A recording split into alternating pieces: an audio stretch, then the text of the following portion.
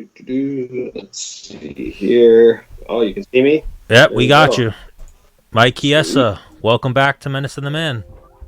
It's good to be on here. Let me get my Bluetooth set up here. Hold on. That way you can hear me better.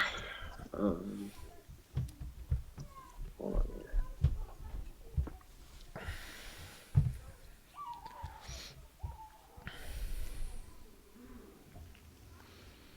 And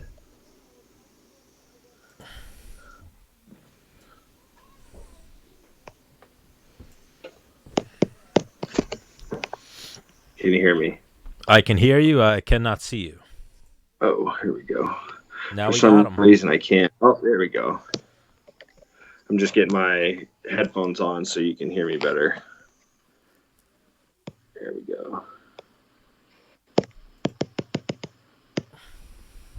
How's that? There we go. We got you. Oh, dang. My headphones still aren't working, so we'll just pass on these, and if you can hear me, fine. Yeah, we hear you fine. No echo or nothing. You're good to go. Cool. What are you? By yourself, huh? Yeah. What are you living in a log cabin? Yeah. This is my house. Really? You live in a log cabin? Yeah. Oh, yeah. Oh, that's pretty sweet. Life, man. Life right now. So lockdown hasn't been too bad just because I got space. You know what I mean? I got 5 acres out here, and I'm not stacked on top of sick people, and it's pretty cool. Yeah, that's why Menace is MIA right now, because we're stacked on top of sick people. Yeah, that sucks. Luckily, no coronavirus, but a lot of wind here lately, so they've been blowing down electrical lines, so he's out there fixing people's power. Damn. Yeah. He's a man of the people. Yeah, giving back. It's nice, though, because he's kind of a dick most of the time, so now he's out fixing people's power. So what did we catch you in the middle of? Right now, shit, we just ran some errands, and now I'm tearing down my old pool fence. Gonna get ready to open the pool out here, and I'm just kind of catching up on a lot of like housework stuff. Like I live on 5 acres, and my house was a repo house, so there's an endless amount of work to be done, and for me, like in between fights, I don't really do a good job of like just hanging out and getting stuff done. I just kind of stay in the gym, so I'm really just kind of taking advantage of the time. I got like 3, if projected, May 4th is supposed to be when this ends. So I have 3 weeks to get a bunch of shit done. So they're saying May 4th in Seattle. In Spokane. Spokane. Yeah. All right. Yeah, we were just talking to Megan Anderson, and she said Kansas City is extending their thing to May 15th. Wow. Yeah, I don't know if it's because they're closer to the East Coast. I mean, Washington, we got hit hard. We were like the first epicenter. We were the first like hotbed for this stuff, and our numbers have been really low. But then we had an incident like today where there was like 19 cases confirmed in like a nursing home in Spokane, and we're a small city, so we'll see what happens. The thing that sucks is honestly, I mean, even if it doesn't sound like they're just going to open the floodgates and let everything go back to normal, it sounds like it's going to be like a progressive thing. And it's like, I don't really see them opening the gyms, you know what I mean? And that's where like the biggest challenge arises for me is like, I don't know, like I want it, like hearing about, the Fight Island and they're going to have fights in Vegas and stuff. It's got my wheels turning again. And it sucks because I see a lot of the guys that I want to fight. A lot of them are still training. A lot of them have gyms and a few training partners. And I don't really have access to a lot of that stuff. So it's like, I'm not in a position where I can jump in there, you know what I mean? And I don't want to let some of these matchups slide through my fingers, but on the other side of things, I can't I'm not just going to take a fight and not adequately prepare like I have for the last 3 fights. You know what I mean? I think something we spoke about with Alex Volkanovski a couple episodes ago, I feel like it's going to become your home workout versus someone else's home workout. You know what I mean? Yeah. And that's fine. But it's like for some other people, they still have like, I'm from a small team. We're a very small team, small gyms, and it works. I mean, I believe I can win a world championship from Spokane with my teammates and the coaches that I have here. There is no, I should say like deficiency in terms of like coaching, and my preparation's been great. But right now in this type of situation, I don't have, like you see the guys in Florida, it's like, you got Kamaru Usman and Aung Song Lang and Gilbert Burns training together, and they got Hooft coming over and holding Pat. They can make it work. You know what I mean? Whereas for me, I'm not in that type of situation. You know what I mean? So, I'm going to start getting the ball rolling. I'm ordering some equipment for the house and stuff, and getting some maybe if it comes down to having to do these home training his home camp versus my home camp, and we fight, I got to start preparing in case that's the situation. So I'm ordering some equipment and getting some. I might import a Brazilian. I think I'm just going to import a black belt and just have him just live with me. That's what Cejudo did. Yeah. We had Eric Albarracin on the show recently, and what they did is they set up like a little quarantine camp at Henry's house. Yeah. It's like one Brazilian that they brought in to mimic Jose Aldo. It's like the one other guy they have working with them. Like Jose Torra, and then Eric Albarracin's coaching, and Henry, and that's what they got, a little quarantine camp. That's See, for me, I have Rick Little, who's my head coach. I still have access to him, and I've gotten a few. Me and Sam Sicilia, he's been my teammate for 12 years. Him and I have been able to get a couple little stand up practices in, but we were training. Him and I, when it was like everything was very fresh, so there was no rolling or nothing. It was just kind of like stand up stuff. But it's like he's like the Menace. He's got a job too. He's running equipment and stuff. So there's not a lot of full time guys around here. Is Sam Sicilia still fighting? Yeah, he's still fighting. Yep. He's just right now it's a matter of when. You know what I mean? It's just we're all just kind of waiting in the fringes. It's a really interesting time to be alive, man. This is crazy. This is one for the history books. You know what I mean? This is something else. Real crazy times. And then I can't imagine what it's like where you guys live. Long Island's a little different than the city, but it's still fucked up out here. The crazy thing about here is, literally, you ever see what's that movie? I Am Legend. They could literally blow up the bridges right now, and we are stuck here. Yeah, it sucks. Unless you have a boat, you're stuck here. Yeah, that's true. So we're in that type of situation here. But yeah, it's pretty bad. We have the highest numbers, so we're probably not opening up in May. I think we're going to be pushed off till June. Yeah. Which sucks and is crazy, but I've seen a lot of guys here. They're doing the home thing, the backyard workout, the training in their garage, having a few people come over and do stuff. But yeah, the gyms aren't opening here anytime soon. Yeah, and that's you gotta. Here's the difference for me and a lot of guys is for my position and which I have a similar position to a lot of people, but I don't have a family to feed. I don't have kids. I don't have I have 2 dogs, a fiance. My house payment is $1,600 a month. I'm not having to shovel out, $4 or $5 grand a month for my house payment. I'm living, I'm fine. So I feel for the guys out there that have, mouths to feed and a family to support and having to make do with what they got. You know what I mean? And I'm not ruling out that's the route I'm going to have to go, but financially I'm fine. It's just, like I said, there's matchups out there. I don't want them to slip through my fingers, but I'm very comfortable with waiting until this thing really dies down and having to train 12 weeks for a fight. If that doesn't mean I don't fight till October, then it is what it is. July was what I was aiming for, but we're getting to that point now where beginning of May is 8 weeks out and I haven't grappled in over a month, and that's weird. That's the longest ever since I have been 12 years old, 11 years old, since I started wrestling. This is the longest I've gone. 20 years, this is the longest I've gone without some type of wrestling or grappling or anything. It's like, I'm not just going to jump right in there. I'm trying to win a world championship. There is no forgiveness if it's like, oh yeah, you lost that fight, but it was quarantine and you couldn't train. It's okay. You can keep your ranking. We'll just kind of brush it under the rug. It's like, no, if you lose, it doesn't fucking matter. You know what I mean? I don't want to risk my position by inadequately training like I have these last 3 fights. It's kind of weird. And now what do you have set up? You have any mats at your house, anything like that, or nothing yet? Well, I have. So Zebra Mats, one of my sponsors, shout out to Zebra Mats. I have a 10x10 in my garage.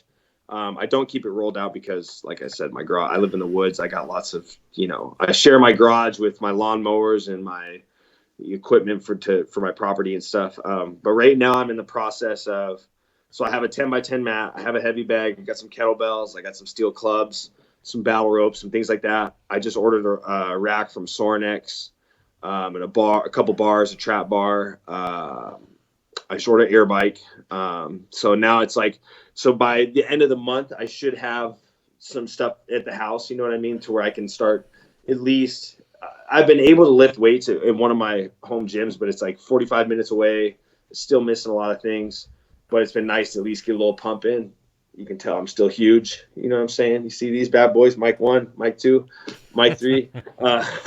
But I'm just ready to start gearing up, and just if I have to get it done here, I got to start training here. But now it's just a matter of partners. I need partners. I have good bodies I train with, you know, but I need a stud. I need some studs. I need to get pushed. I need, you know, my head coach for jiu-jitsu, James Weed, you know, he's a high-level black belt. I need him. I need those good, hard grappling sessions. If I have strength conditioning, if I had somebody to drill combinations with and just somebody to roll with, I could take a fight. I'm to the point in my career now where, I mean, my last camp, I only sparred twice because I broke my nose. So it's like, I learned that, you know, at the end of the day, I know how to fight. There's just these 3 areas. If I could cover those bases, I could compete with anybody in the world. Well, that's exactly what I was going to say to you. Something I've heard Dennis say, and I've heard Ryan LaFleur say a lot. You know how to fight. So all you really got to do is get in the best shape possible. Granted, you want to spar, you want the live rounds, but worst case scenario, say you have a broken nose or something, you just got to show up in the best shape possible. Your timing won't be perfect, but that's what this quarantine and this whole coronavirus thing might turn this world into for the time being, is old school. Like, you guys are way better than the guys who fought in UFC 1, 2, 3, and 4, but you're going to be training like those guys did. That's true. Karate in the garage, you know? That's karate in the garage. And the 10x10 mat's not big enough. For me, I can do fine. Like, sparring's key. You know what I mean? At this point, it's like, just like Ryan said and these other guys, it's like, you get to a point in your career where you just know how to fight. You know, it's all about game planning, refining skills, analyzing your opponent, and things like that. The number one live training I need for the best push is I need live grappling from the feet. If I can grapple from the feet, you know, with takedowns, with scrambles, with submissions, that's when I can get in the best shape possible. You know what I mean? Because, I mean, that's my game. I mean, it doesn't matter if I'm fighting Burns, Wonderboy, Colby, Usman, whoever. I'm sticking to my wheelhouse. You know what I mean? So it's like, that's the number one thing I need, where it's like, you know, maybe a guy like Wonderboy, he's more of a stand-up guy. He probably needs more of the stand-up stuff. That's his wheelhouse. Like, for me, I need just 1 or 2 good bodies I could wrestle and grapple really hard with from the feet, and I could get in shape for a fight. You know what I mean? And it's Chael Sonnen said it the best. And this was the interview he did after he fought Nate Marquardt. And he says he puts the F in UFC, fighting. He's really good at training how to fight. He doesn't do the cute stuff. It's all about fighting. And that's kind of like how it is out here. You know what I mean? I think it's a Northwest type theme.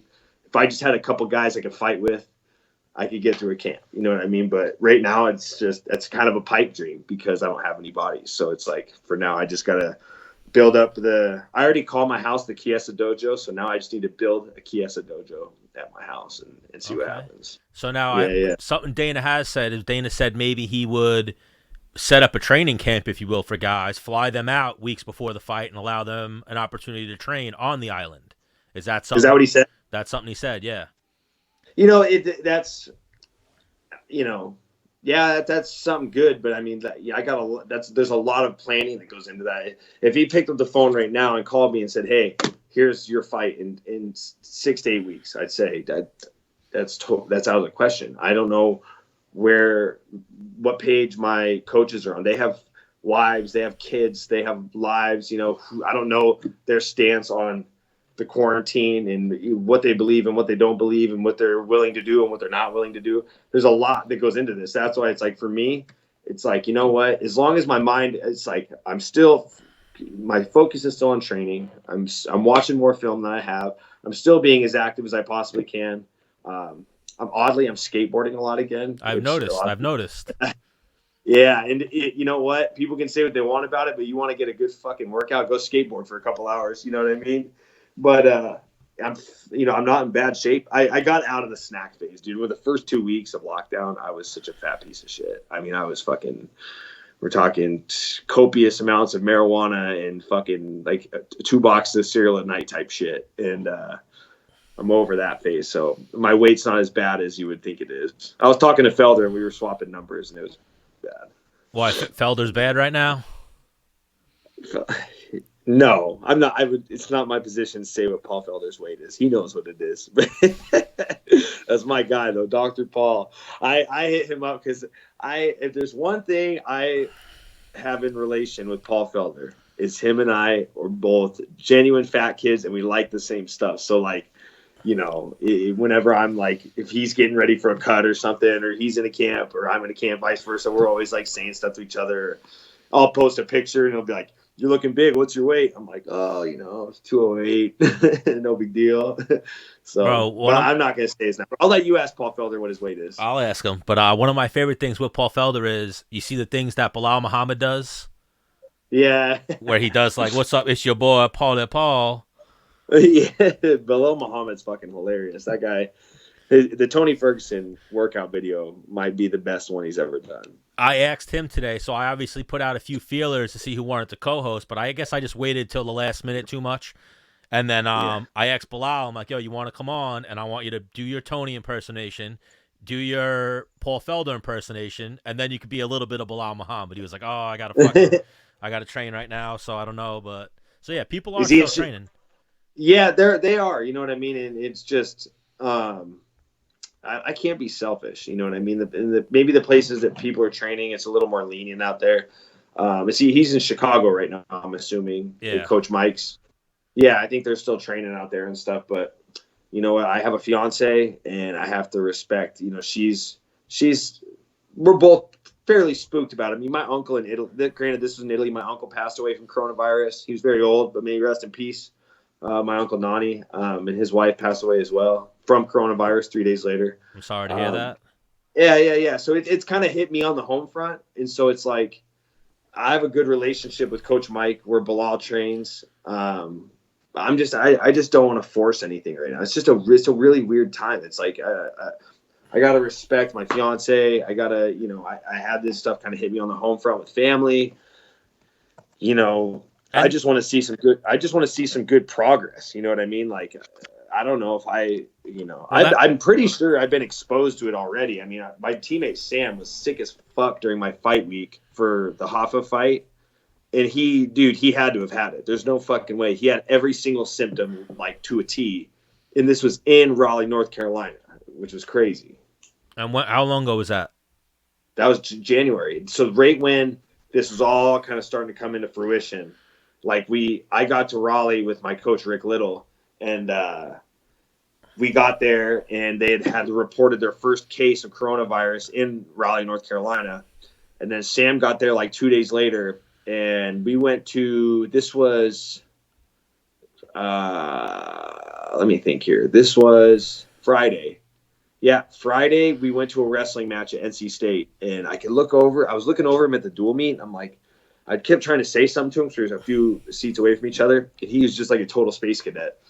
And after the match gets over, he's like, "Man, I just don't feel right. Something's just coming out of left field. I'm feeling like I'm getting sick." So him and Austin go and train that night, and this is after weigh-ins are over. This is Friday. Him and Austin go and train, and afterwards he's like, "I need to go rest. I feel like shit." So the next day, Saturday, the day of the fight, I get up to go do my shakeout, and Austin, he's sharing a room with Sam. He's like, "Dude, Sam is up in the room. He has like he's burning up. He's got a huge fever. He's like sweating. He's got this nasty cough, dry as fuck. Like, just like every single bad symptom a human being can have. He had it the day of my fight. So this was like the first time in my career, aside from him not being in my corner, I didn't warm up with him. I didn't shake out with him. He literally, like, we got to the arena and he's kind of sat in the corner of the locker room, like away from everybody, tucked in the corner, just like, stay away from me. Like, he was super sick. Yeah, I feel like that's going to be a lot of people's stories once they come out with this antibody test and they start really figuring it out. People had it, or they have been in contact with it and it didn't affect them, or they healed from it, but Obviously, there's those other people that it didn't work out for, and they either succumb to it or they're really badly sick or. Yeah. And at the end of the day, like, people can say what they want about it. It is a real thing. It's just different for us because, there has been young people that have been affected. They have passed away from it. But for the most part, most of the people that think it's bullshit are the people that are only thinking about themselves. You know what I mean? Like, this isn't about us. This is more about the elderly, about the people that have the autoimmune disorders, the people that have diabetes that are easily susceptible to it. It's not about us healthy people, okay? It's easy for a healthy person to say, well, this is bullshit. You know what I mean? Well, yeah, you're healthy. You're great. You're young. Of course you're fine, and it seems like bullshit. But that's not the case when you're – I mean, my mom's only 60, and she's petrified. You know what I mean? I haven't. This is the longest. I wouldn't drop my mom off an Easter present, and we didn't even hug each other. I put her on her porch and went on the sidewalk and was just like, "Yo, hey, just wanted to say hi and I love you." It's like it's not about us. It's about the people that can be more susceptible to it. Yeah, and then like you said, it's almost crazy too because there's so much unknown with it. You don't know who's susceptible to it, too. The people, you know what I mean? Like, the people that have underlying conditions are susceptible, but then there's other people that don't have any problems that wind up being susceptible to it. So it's a very scary situation right now. But I hear you on everyone has a different take, and I think because you're in a more affected area. I remember right at the beginning, the nursing homes and retirement homes was having bad spikes in Washington, so... Yeah, it got crazy, man. A lot of them have come from the nursing homes, and who visits the nursing homes? The families are about the nurses and the staff and this and that. And it's just a real thing, man. Just because it's not fucking making people drop dead and bleed out of their eye sockets doesn't mean it's not a real thing. I think everyone thinks it's just the flu. It's like, okay, you get the flu and go laid up in your bed. Go lay in your bed for 10 days with 104 fever and a dry cough. And tell me it's just a flu. You know what I mean? Yeah, like it's easy to say it's just a flu when you're not the one getting sick. You know what I mean? I think it's not just it's pneumonia with flu symptoms, which is really fucking scary because pneumonia kills people. Yeah, that's like I don't even know. That's like getting syphilis and gonorrhea. Yeah. It's like getting syphilis with gonorrhea symptoms or some shit. It's like a storm combining two things, so it's pretty crazy. Yeah, it's the worst things ever. But I don't know why I brought STDs up, but I don't know why. Yeah, your brain went there, but it's all good. But even so they might do some fights. Usman versus Masvidal. It seems like they're gonna do championship fight in your division. Who do you got in that one? It depends on what Kamaru does. It could be. I'm a Masvidal guy, 100%. That was my first pro loss. Actually, was Masvidal. So I got a ton of respect for the guy. I consider him to be a friend. If Usman tries to fight Masvidal the way he fought Colby, it's going to not be a good night for him. Masvidal's timing is great. His stand-up is good. Even if you drop him, the dude is game as fuck. I mean, he lives up to the moniker of the name Gamebred. So, but if he reverts to wrestling, it could be a tough night for Jorge. I mean, Jorge's got good ground skills. He caught me in a submission. I think that's a good feather in his cap.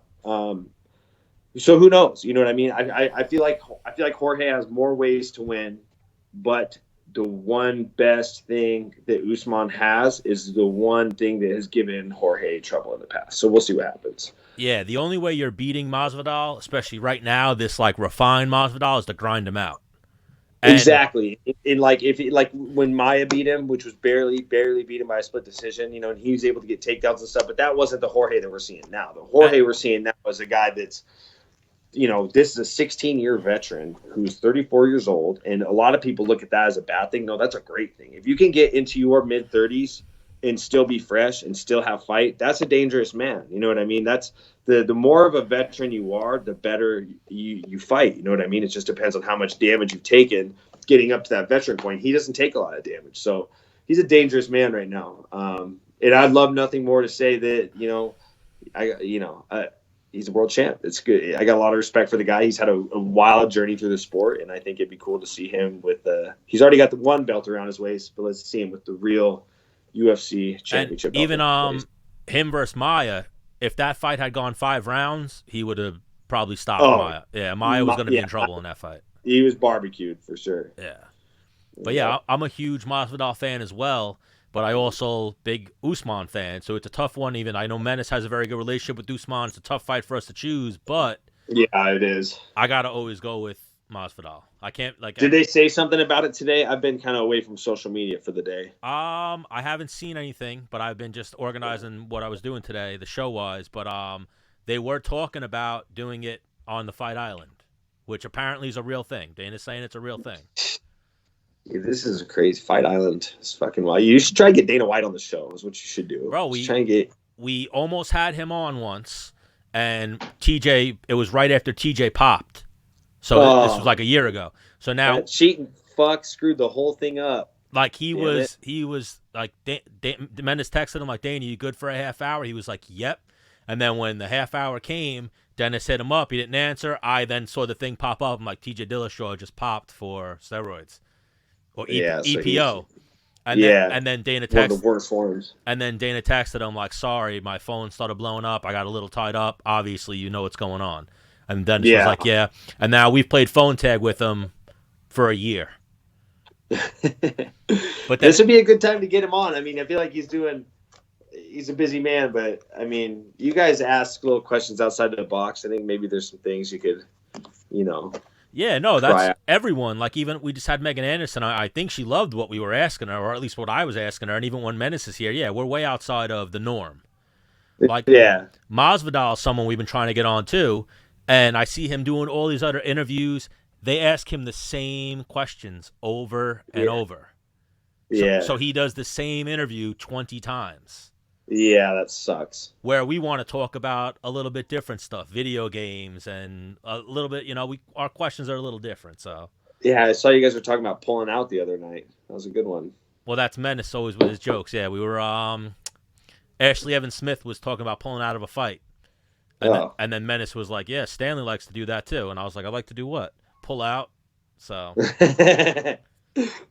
No kids yet either, so I got a strong pull-out game. I've always me too. No kids. No, I'm surprised too. I'm surprised I haven't got some little rugrat running around somewhere, but whatever. Counts blessings again. Yeah.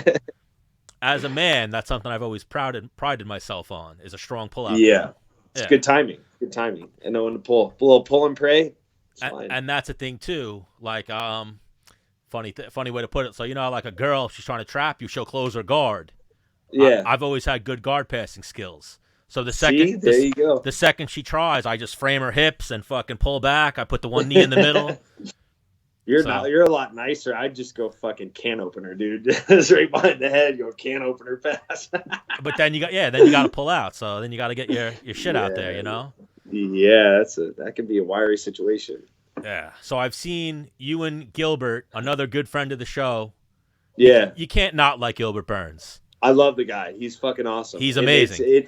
The thing is, and with him and I, it's just been like styles make fights. You know what I mean? You look at how the UFC matches fights up, and this is a fight that I just feel like it's just going to happen at some point. And I just now I think now or any time in the next year is going to be the best time for it because we're finally both at the top. And I've always looked at Gilbert as one of the most complete guys in my division. You know what I mean? The guy, knockout power, world champion, black belt. He can wrestle. He's a complete package. You know what I mean? I think the guy's fucking amazing skill-wise. And as a person, I've always had great interactions with him. He's super funny, and he's tough as shit. That's a tough test for me, but I welcome it with open arms. I'm to the point in my career where it's like, I don't want to fight. I'm out of the shit-talking game. I don't like talking trash. I'm not into that. You know what I mean? I'd rather just fight guys I have a lot of respect for. You know what I mean? Because when you fight the guys at the top, the ones you have a lot of respect for, then it doesn't sting as much if you lose. And I don't think that I will lose. But worst case scenario, it's like losing to Kevin Lee fucking sucked ass. Like, that guy sucks. As a person, he's awful. You know what I mean? Where it's like, losing to a guy like Gilbert, it's like, fuck. Yeah. At least it's a good guy. You know what I mean? At least I like him. You know what I mean? Like, whatever. Live and learn. You lose to a guy like Gilbert, I'll end up down there training with him. You know what I mean? So whatever. But I think I can win that fight. And at this point in my career, I feel like I can beat anybody in the world. I've always had the thought in my head.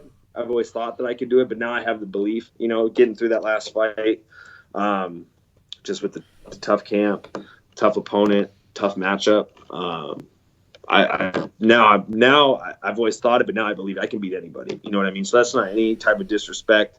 That's just the self-belief that I have in myself now. So, I think Gilbert's a good guy, and I think him and I would be an awesome fight. I think we'd be a great main event. I think 5 rounds. I think a 3-round fight would be a disservice to the fans. I think him and I want to do it for 5 rounds and lay it all out there. And I think that when you take 2 guys, and I'm not just saying this about me and him, but when you take 2 fighters that are both highly skilled and have I wouldn't say Gilbert and I are friends, you know what I mean? But we're not it's not like I'm living in Florida hanging out with him, you know. We have a good relationship. You take 2 highly skilled guys that have a lot of respect for each other and a certain type of friendship, you get crazy fucking fights. You know what I mean? Look at Forrest Griffin and Stephen Bonner. They're kind of like buddies going into it. You know what I mean? Like sometimes the best fights don't happen between the guys that hate each other the most. Sometimes it happens with the guys that are like, you know what? We're friends before. We're friends, going to be friends after. But in between this 15 to 25 minutes, I'm going to fucking beat your ass. You know what I mean? Sometimes those make the best fights, you know, and I think that that's the type of fight that me and Gilbert would give the fans is it's going to be one of those ones where, you know, we'll be buddies before, we'll be buddies after, but we're going to get after each other and it's going to be fun. So we'll see what happens, you know, whoever it is, whether it's him, whether it's Wonder Boy, whether it's just anybody that's above me, whoever it is, it'll be fun. Yeah, I saw it'd be an amazing fight, and that's what it is. Mutual respect. You guys will raise your level up a little bit because you respect the guy so much. Yeah. Yeah. One other thing I saw someone asked Colby Covington about you because you called Covington out. He was pretending like he didn't know who you were. He knows who I am. His wrestling coach, Kevin Roberts, is brothers with my high school coach, Colby. We have talked numerous times in person, Colby. You know who the fuck I am, Colby. Nobody believes you, okay? God. Well, that's even like I was saying. And here's the thing. I'm not going to even attempt to get in a verbal pissing match with the guy because I will get murdered. Not that I think he has quality. I don't think any of his stuff really has good quality. That's just not who I am. So I'm not even going to sit here and try and say anything derogatory. I just think it's funny that it's like, dude, you know who I am. Even when I had a lot of interactions with him when him and Jorge were still buddies. Like after Jorge beat me, you know, and him and Colby, they were like roommates or whatever, or they were just good friends. I would see Jorge after him and I fought, and I'd see him with Colby, and we'd be like, hey, you know, what's up? You know, we'd be chopping it up. It's whatever. And you know what? Maybe he did forget who I am, and I'm just an idiot. So whatever. But I feel like, I don't know. I feel like. Yeah, no, he knows who you are. Yeah, it's fine. I'm not. I just thought it was funny. Maybe it's because he can't come up with a crafty name to roast me. You know what I mean? Like he's got like Marty Fake Snoozman and Ty Quill Woodley. Like, oh my God, the greatest one that he said was about Masvidal. He called him Street Judas because they call him Street Jesus. Yeah, maybe Colby just hasn't thought of a good, you know. But even moniker. I thought it was funny because I remember last time we had you on, you were speaking highly of him. You were like, "Oh, I like Colby." Yeah. Him versus I respect the shit. I mean, as an athlete, not, you know, Gilbert's a guy that I respect as an athlete and as a human. You know what I mean? Yeah. Colby as an athlete is stellar. I mean, the guy's got a third lung. He's a, you know, All-American wrestler from Oregon State. You know, skill wise, the guy's very tenacious. He's tough. I mean, you can say what you want about the guy, but he fucking fought with a broken jaw. You know what I mean? That says something. That there is. We see a lot of the bad stuff because of what he says and what he puts out in the media. But to me, when somebody does what he did, fighting with a broken jaw, it shows that there is good character underneath that skin. You know what I mean? Because a guy, usually you would think a person that talks the way he does with his antics, you would think he's got no heart. You know what I mean? And he showed that fight with Usman. He's got heart. He's got character. He's got a lot of good human being attributes, but they're just very much overshadowed with the shtick that he likes to put out into the public. You know what I mean? So it's an act. And you know what it is? He saw what Chael did, and then he basically is Chael, but he's harsher. He says more. It's not that he's harsher. It's worse. Chael's intelligent. That's the difference. There will never be another Chael Sonnen because Chael said a lot of very harsh things, but he did it in a very intelligent manner. Chael, you know, there was never swearing involved. there was never anything super derogatory. You know what I mean? Like medium rare might have been the greatest thing I've ever heard in my life. Like I'm gonna kick Anderson Silva's door in, smack his kick. I'm gonna kick his back door in. I'm gonna beat him up, and I'm gonna smack his wife on the ass. Try to make me a steak. Medium rare. Like that's funny. It's maybe not funny if you're Anderson Silva, which that's very okay. You know what I mean? But for the rest of us, there's some humor in that. But it's like Colby hasn't said anything funny. It's just all like very like you're just throwing daggers. You know what I mean? Everything's got harsh, sharp edges. You're really trying to like pierce skin here. Whereas Chael's not trying to pierce your skin. He's trying to sneak his way under it without swearing, without calling you names, without anything. He's just like, it's just he's trying to get under your skin. He's not trying to pierce your skin. You know what I'm saying? There was one time though where Chael went like there. He was talking to Tito Ortiz at a Bellator press conference. You remember? That was and the funny thing is that just shows how Chael is like, there's nothing, everything was on the fly.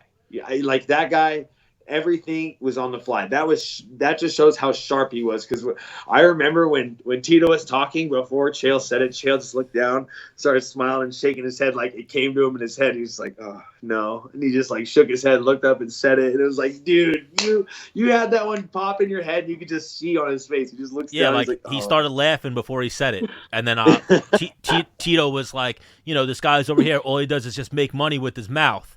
And then Chael was like, the only person I've ever seen make money with their mouth is your ex-wife. Dude, that was a nasty one. But that's intelligence. That's like that you can tell it rolls off the tongue. Sometimes Colby gets a little choppy with it. Like I can tell some of these are kind of premeditated. Yeah, just let it flow natural. Colby is more like similar to Cejudo. They're very cringy. Where Chael has a way with words, and it comes out so fucking smooth that you just like he could say something messed up, and you'll be like, I think I'm siding with Chael on this one.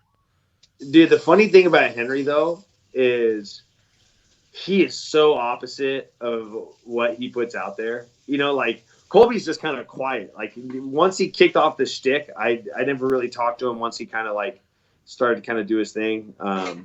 He's just kind of quiet and kind of keeps to himself.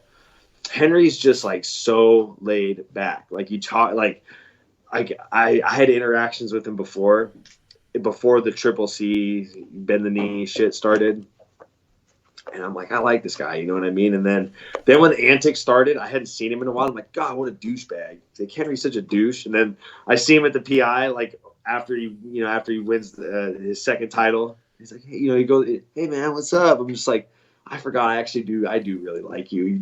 I got thrown off for a second because in between the two times I'd seen him was when the storm of Cejudo came bearing in on the MMA world and just rained shittiness on us. And like, I forgot that I liked the guy. But he's so laid back, but it's like, he'll be chill. He's kind of lackadaisical. The second, like, all right, film something. He's like, shh.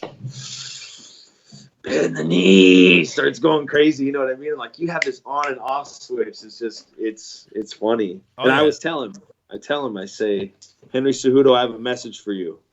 Bend the knee to Michael C. I took his own shtick from him. You see what I did there? Just ripped it right out from underneath him. And then he probably sees you say it, and it's like, man, that was so cringy. Is that what I sound like? But yeah, him. Look, man, I remember that guy. Sometimes that's what you got to do in the sport to get ahead. You know what I mean? You winning sometimes is not enough, and that sucks. Menace had that too, though. Menace bought into the character, and when we had Henry on the show, he was like, oh, I bet you Henry's not going to come on. And I texted Henry. Henry immediately answered and was like, yeah, I'm good to go. You guys good? And then I showed Dennis a text. He was like, oh, I'm proven wrong. All right, never mind. Yeah, see, sometimes, and that when some people have to play that part, you forget about who they really are. You know what I mean? And that's human nature. You know what I mean? Like, Henry's a good guy.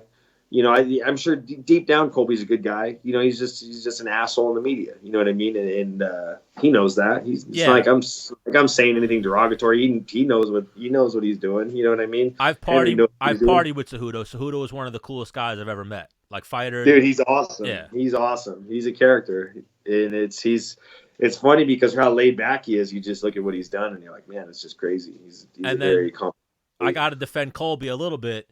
I have a lot of mutual friends with Colby, and they say off camera, like without the shtick, he's the same. One of the nicest guys in the world, totally cool. Yeah. But yeah, same with me. The times granted, I haven't had an interaction with him in a long time. But he was always great. You know what I mean? That's why it almost caught me off guard when this whole thing started. I'm like, whoa, the Brazil, you're a dump. I was like, whoa, Brazil's great. I like Brazil. I wouldn't say it's a dump. Every place in the world, Washington State's my favorite place in the world, but there's places around here that are dumpy. You know what I mean? Every place you can't just call Brazil a dump. Yeah, everyone's got their ghetto, especially after he beat Damian Maia. He beat a legend, the national treasure, and then started talking shit about Brazil.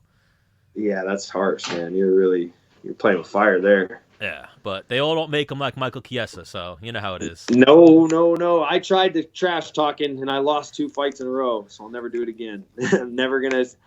That wasn't karma. That was the universe. The universe said, Mike, this is not who you are. You're just gonna. And it's weird that I'm even talking in third person. That's so corny. That's not a. What did I see? Bleep that one out. Don't use the G word. I don't want to get lambasted for using that. Nah, I'm just not meant to talk trash. That's just not who I am. But even one of the funniest things I saw recently, I think it was Brett Okamoto. Yeah. You said something. You called him out on something, and then he on his neck beard. He's like, "Don't you ever talk about my beard? Yeah. Don't you ever talk about my beard?" I'm like, "Oh, you got me, Brett. Dang it, 1-0, Brett." I'm getting my ass kicked by the media lately. Brett smoked me with that one, and then me and Luke Thomas are having this Topanga Kelly K debacle. Oh my God, I seen that too. Your team Topanga?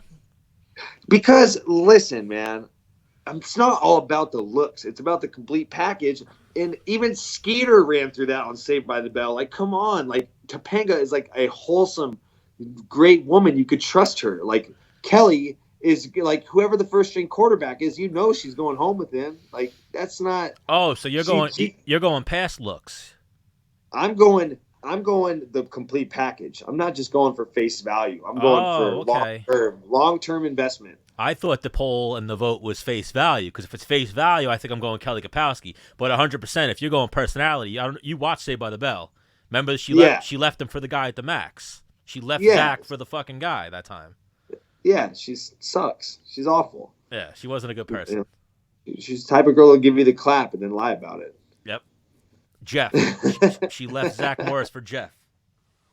Fucking Jeff. Poor guy. So, yeah, I'm going to have to side with you actually there. Now, if you're going personality and everything, Topanga was wholesome.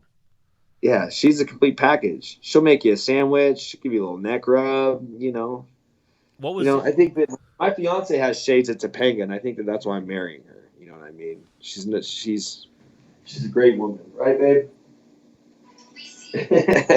So now, fiance, did you guys have a wedding date yet, or? No, thank God. It's we were planning on next November, not this one, but the one after. Okay, because that's what I was going to say. Is this affecting it at all? But no, it's not affecting at all. You know what? Now that she's in here, I gotta ask, babe, will you come here for a sec? Does he not look like Chase?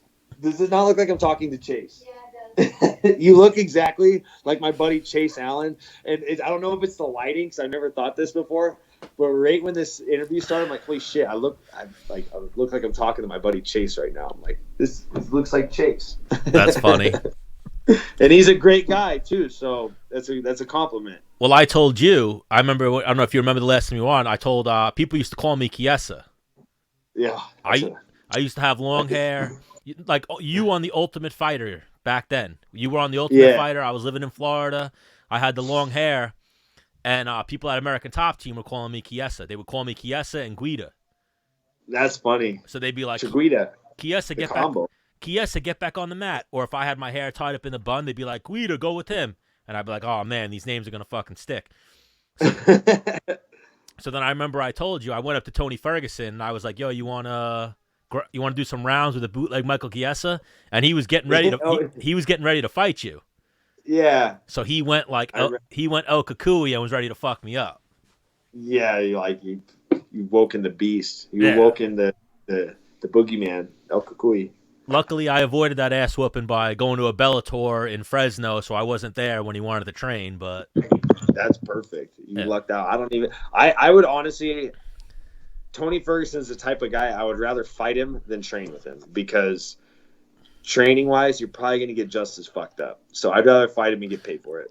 I don't know. Menace has trained with him, and Menace said he's probably a gamer, Tony Ferguson, more than a practice room guy. I can relate. I've been told by a lot of my teammates I'm the same way. I'm not a good. Everybody in my city has a story about how bad they used to kick my ass. Every fighter that I've ever trained with in Spokane, there's a ton of them that are like, oh, I used to. There's guys around here. I'm not going to name names. They own schools, and I've had students of theirs leave their schools to come to ours and be like, oh, the talking point of Sensei blah, blah, blah was he used to talk about how much he used to beat your ass. So I'm like, yeah, well, your Sensei's like got 5 wins and 10 losses on his record. So definitely now, he's a gym guy. No, I'm not a gym guy. Will you like that in wrestling too?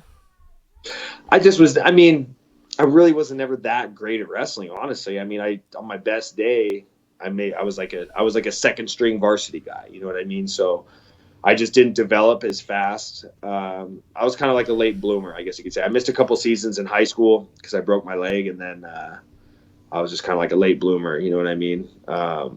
But nonetheless, still love it, and it laid the foundation for where I'm at now, for sure. All right, so real quick before I get you out of here, Justin Gaethje versus Tony Ferguson. It seems like that fight's going to happen. Well, it seems like it is going to happen, and it's an interesting matchup for a few reasons. You got Gaethje, who's ultra durable. I worry that the way he shells and covers is going to leave him susceptible to the elbows up the middle. Like Tony does this weird thing where Tony doesn't like upward slash with his elbow. He almost like just frames his arm and just like crashes in with it. So it's just like a blunt chop. You know what I mean? And the way Gaethje shells, I could see a big forehead cut or something. But Gaethje's got the leg kicks, and I mean, I don't know. It's just Tony has this thing where every fight he gets hit really hard in the first round. If these last few fights, maybe not the Cowboy fight, but a lot of these fights he's had where he just gets clocked hard in the first. I mean, and Gaethje's a finisher. You know what I mean? That guy finishes fights. If he gets you hurt, there's no way out type of thing. So there's a lot of variables. You know what I mean? I think that if you asked me this question and the fight was this weekend, I would be 100% all in for Tony, because he's had the preparation. I mean, if you're going to fight Khabib Nurmagomedov, you better have had the best training camp of your life, because that's the hardest fight to train for is Khabib. There's no harder, that's going to be the hardest camp of your life for what you're going to have to do. So, Tony's going to be well prepared, but I mean, you give Gaethje, if you give him another month, which, he basically got another 3 weeks, another 4 weeks, it kind of changes the dynamic of the fight. It's hard for me to pick. I'll probably pick whoever's the underdog just for betting purposes. So, okay, I like that. Now, what about Cruz and Cejudo? Can't count out Dom. I mean, you just can't. Dom's the type of guy. I mean, Henry's more than likely Henry's going to win, but you can't count out Dom. He was a dominant champion for a long time. Yeah, injuries have plagued him, but just like I was saying earlier, when somebody's a veteran and they've been in the sport a long time and they're able to, he's had a lot of injuries, but he obviously he's healthy now. He has rebuilt his body. He knows how to train. I know why Dominic gets injured all the time is because he trains like a psychopath. Because he is a fucking psychopath. Dom's fucking nuts. Yeah. I spent 3 months around the guy. He's a lunatic. We'll see. I mean, more than likely Henry's going to win, but Dominic has a way, in the way that he moves, in the way that he fights, that he can win rounds. You know what I mean? If there's a finish, it's 100% Henry. If it goes to a decision, there is a good chance that Dominic can win that fight. I mean, when you look at I think Garbrandt was probably the toughest matchup for Dom, because Garbrandt's if you want to beat Dominick Cruz, and I know I'm dragging this exit out, I'm sorry, but my analyst brain is starting to work. You're good. I'm trying to send you back to your life. You could stay as long as you want. Yeah. If you want to beat Dominick Cruz, you have to make him lead the dance. 100%. You got to make him lead. You know what I mean? There's a lot of guys out there. There's a lot of guys out there that I study in my division that you got to lead. You make them lead. You know what I mean? That's what Cody did best. Is he made Dominick lead that fight, and he actually countered. He's faster than Dominick. He's in my opinion, he's got better wrestling. Cody's the nightmare matchup for a guy like Dominick, and I know that Dominick, that was his third fight in a year. His plantar fasciitis was bad. I mean, his feet were bad. There's things I learned about his injuries that he had that the public probably doesn't know, so it's not my place to say. That guy probably shouldn't even have been fighting. So I think his body's preserved. His injuries are healed. I think he's going to give Henry a hell of a fight. Yeah, Dom has actually. So I love Cejudo, big fan. He's been on the show. We're good friends with Eric Albarracin, but Dom was always like my favorite fighter. You know what I mean? I like the way he talked trash to people. I liked his fighting style. I liked getting hitting somebody and not getting hit, not taking damage. You know what I mean? Always been a big Dominick Cruz fan. So that's gonna be a tough one for me to pick. But he hasn't fought in 3 years. Yeah. So, but now this quarantine opened it up for him. Yeah, but he doesn't believe in ring rust, and ring rust is a mental thing. And this goes back to what we were saying earlier about knowing how to fight. Dom knows how to fight. Dom knows what he's good at. Dom's been in a lot of championship fights. So I don't think it'll be ring rust. I think it'll be ring rest. You know what I mean? I think he'll be rested. I think he'll be good to go. All right, your video just got pretty choppy, so that might be the cue to get out of here. Oh. I was gonna say I wanted to get a picture of Stone Cold before you get out of here, but we'll do that. Oh, I'll grab him. Hold on. Come here, buddy. Oh, come here, Hammer. Oh, buddy. You good boy. Show the world how cute you are. This is the killer himself, Stone Cold Chiesa. Say hi, buddy. Yeah, we're a little choppy now, but I still got him. I still got you, but definitely next time we'll get some Stone Cold. I remember last episode we had you on and we tried to do video. We had Stone Cold for a little bit. Yeah, we butchered. And yeah, that's one of the greatest names for a dog ever. So it's fitting because he's one of the greatest dogs out there. All right, well, thank you again for the time. Best of luck to you and the missus in the quarantine, staying safe and whatnot, and we'll talk to you soon. Awesome. Thank you, sir. All right, you're the man, Mike. See ya.